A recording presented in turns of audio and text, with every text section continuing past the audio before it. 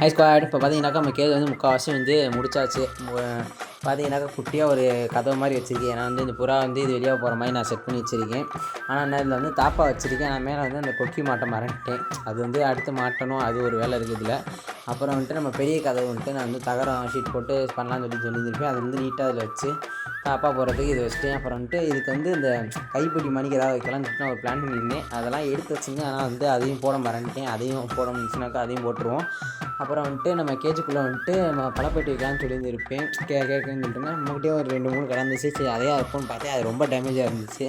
அப்புறம் வேஸ்ட்டுன்னு சொல்லிட்டு நான் வந்துட்டு அடுத்து ஸ்லாப்டே உள்ளே வச்சிடலாம் அப்படின்னு சொல்லி ஒரு பிளானிங் வைக்கேன். அப்புறம் இந்த செங்கல்லாம் வந்துட்டு பூசணும்னு சொல்லியிருந்திருப்பேன் இந்த கீழே உள்ள கேப்பெல்லாம்.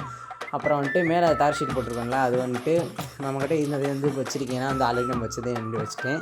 இப்போ பார்த்தீங்கன்னாக்கா அது மேலே தண்ணியெல்லாம் ஊற்றி பார்த்தேன், மழை தண்ணி உள்ளே போதான்னு. ஆனால் மழை தண்ணி ஒரு துளி கூட உள்ளே போகல. அந்தளவுக்கு நல்லா நீட்டாக இருக்குது.